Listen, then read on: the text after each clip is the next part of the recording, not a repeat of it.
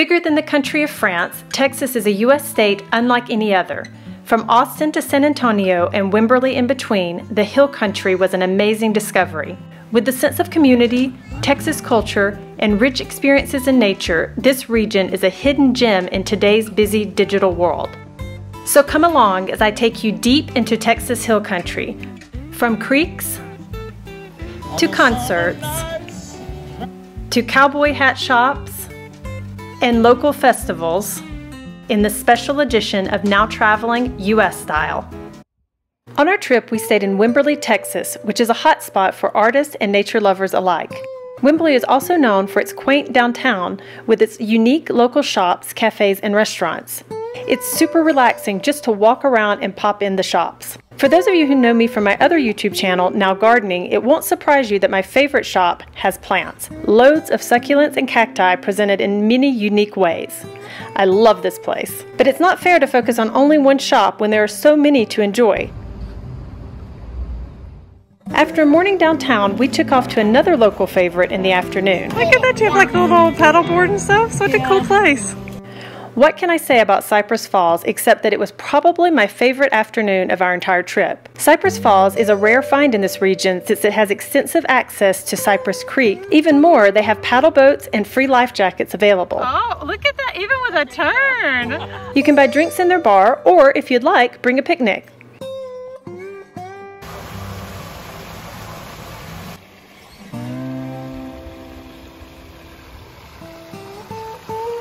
I'd like to thank the owners for sharing this amazing place with the public. I absolutely loved it here. Really cool, huh? Yeah. That night, we headed for the famous Blue Hole swimming area. In the 1920s, Blue Hole became a popular spot when the owners, the Dobie family, opened it to the public. Today, it is one of the only public swimming areas as most river access is privately owned. But we weren't at the Blue Hole to swim because every Friday in April, Wimberley hosts concerts in the park. Everyone brings their picnic blankets, chairs, and food and listens to live music. You grow up in a river town. You grow up in a river town. 'Cause I grew up in a river town. Oh, I'm still growing up in a river town. This tree is looking crazy. Isn't it beautiful? She got distracted by the tree. It's really amazing. Okay. The evening left me with such a warm feeling of family and togetherness. We would love to do this again next year. The next morning we took off to Jacob's Well, the second largest fully submerged cave in Texas.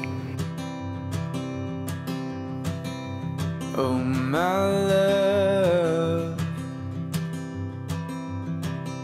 you're such a fragile thing, I know.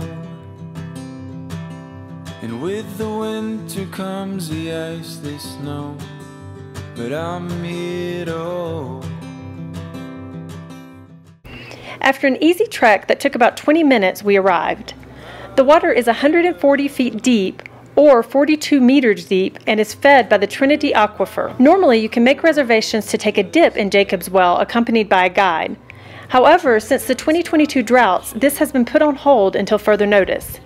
In any case, Jacob's Well is beautiful and well worth the short walk to see it. Since we were going to Austin the following day, that evening we decided to hike Mount Baldy. Although this is a relatively strenuous half-hour hike since you are walking a stairway up a mountain, both our youngest and oldest family members made it to the top in time to see the sunset. It was spectacular. At the top, some young people were singing, which made it a truly memorable moment.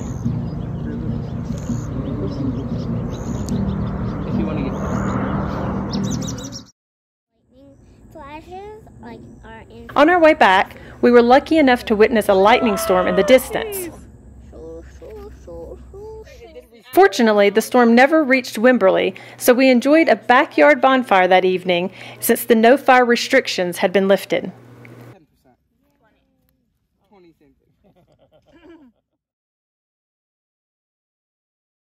The next day, we were off to Austin to hit South Congress Avenue, where we spent most of the day between restaurants and the hat and boot shops. Very nice sombrero.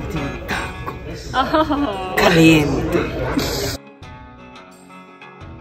I was surprised to see a Gucci shop going up on a corner, but the feel of Texas was still in the air. There you go. That's how we do it in Texas. The next morning we set off for San Antonio to see the Alamo. The Battle of the Alamo was a battle between Mexico and the Republic of Texas fought in 1836, and it resulted in the death of all the Texas soldiers inside the fort.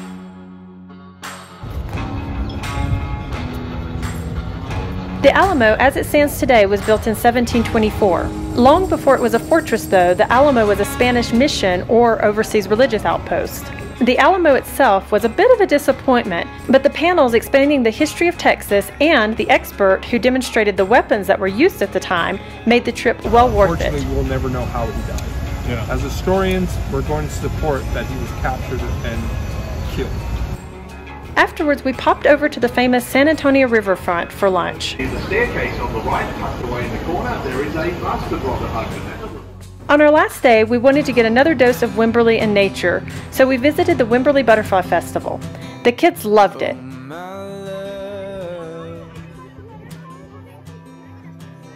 What'd you think, Ryan? Nice. Pretty cool, huh? Yeah. Hey, let me see.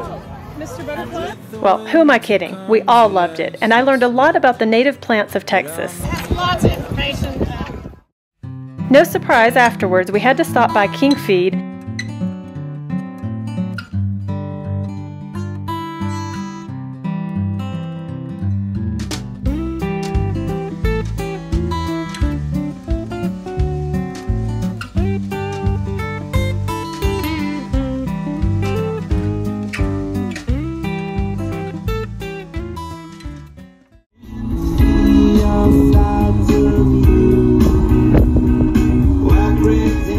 With warm memories of Texas filling our hearts, it was time to head back home to France. I hope you enjoyed this episode of Now Traveling U.S. Style.